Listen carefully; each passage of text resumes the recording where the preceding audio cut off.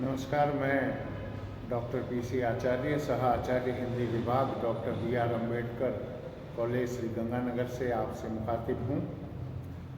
पिछले व्याख्यानों में हम लगातार चर्चा कर रहे हैं हिंदी साहित्य के इतिहास और उसमें विशेष तौर पर उत्तर मध्यकाल की, जिसे रीतिकाल भी कहा जाता है। 1700 से 1900 के मध्य के इस काल में बहुत से ऐसे ख्यातनाम कवि हुए, जिनमें से एक नाम भूषण का भी है।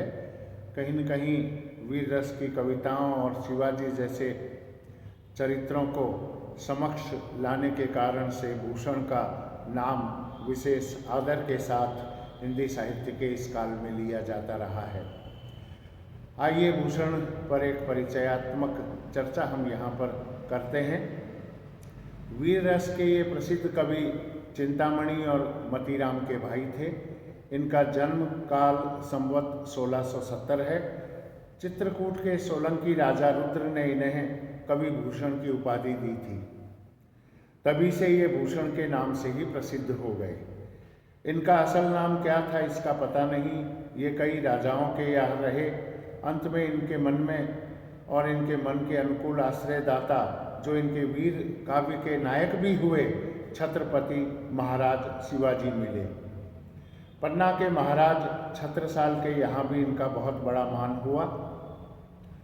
कहते हैं कि महाराज छत्रसाल ने इनकी पालकी में अपना कंधा लगाया था, जिस पर इन्होंने कहा था, शिवा को बखानो कि बखानो छत्रसाल को। ऐसा प्रसिद्ध है कि इन्हें एक एक छंद पर शिवाजी से लाखों रुपए मिले। इनका परलोकवास संवत 1772 में माना जाता है। रीतिकाल के भीतर श्रृंगार रस की ही वैसे तो प्रधानता रही। कुछ कवियों ने अपने आश्रयदाताओं की स्तुति में, उनके प्रताप आदि के प्रसंग में उनकी वीरता का भी थोड़ा बहुत वर्णन अवश्य किया है, पर यह शुष्क प्रथा पालन के रूप में ही होने के कारण ध्यान देने योग्य नहीं है।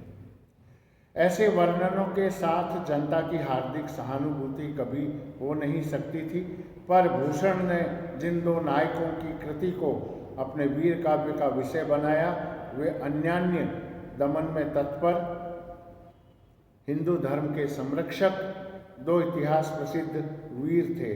उनके प्रति भक्ति और सम्मान की प्रतिष्ठा हिंदू जनता के हृदय में उस समय भी थी और आगे भी बराबर बनी रही। इसी से भूषण के वीर रस के उद्गार सारी जनता के हृदय की संपत्ति हुए। भूषण की कविता कवि कीर्ति संबंधी एक अविचल सत्य का दृष्टांत है। जिसकी रचना को जनता का हृदय स्वीकार करेगा, उस कवि की कीर्ति तब तक बराबर बनी रहेगी जब तक स्वीकृति बनी रहेगी। क्या संस्कृत साहित्य में, क्या हिंदी साहित्य में सहस्रों कवियों ने अपने आश्रयदाता राजाओं की प्रशंसा में ग्रंथ रचे, जिनका आज पता तक नहीं है।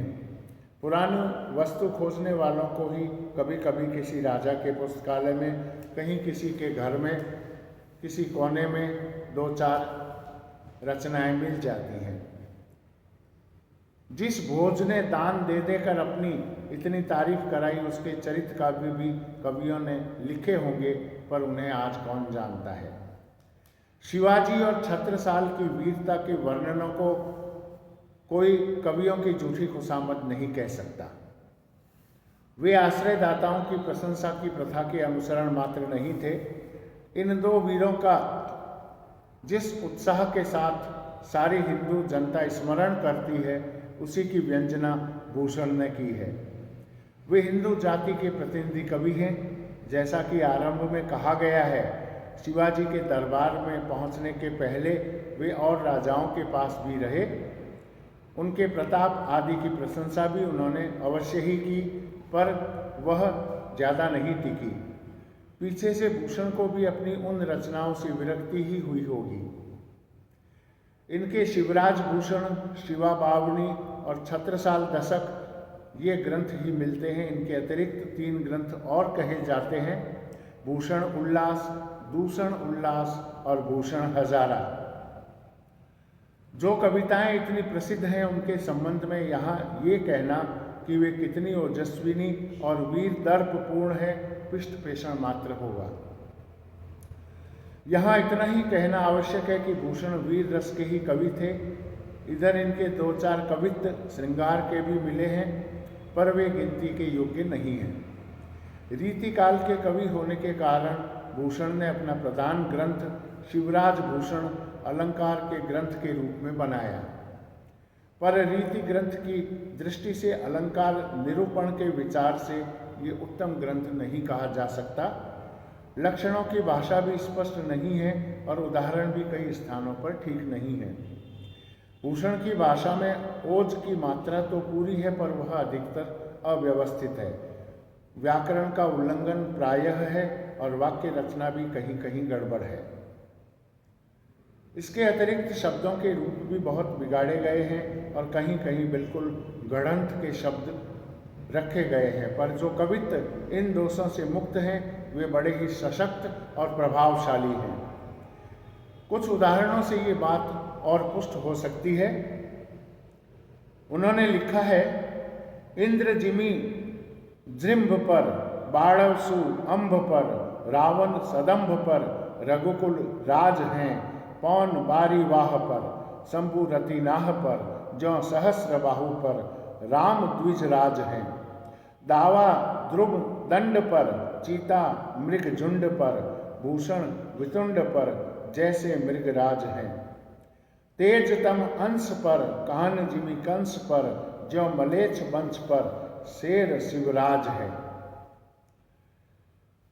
चकित चकता चाकी चाकी उठे बार बार, दिल्ली दहसती चिते चाही कर सती है। बिलाखी बदन बिलखत विजयपुर पति, फिरत फिरंगिनी की नारी फरकती है।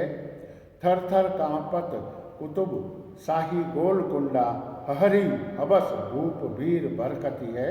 राजा शिवराज के नगारन की धाक सुनी, कहते बादशाहन की छाती धरकती है। तो इस प्रकार भूषण के कविताओं के ये उदाहरण स्पष्ट करते हैं कि वे मूलतः वीर रस के ही कवि हैं। आने वाले व्याख्यान में हम रीतिकाल के अन्य अनेक कवियों की चर्चा करेंगे। तब तक आप सबको बहुत बहुत शुभकामनाएं। खूब सजग रहिए, सतर्क रहिए, स्वस्थ रहिए, सुखी रहिए। जय हिंद।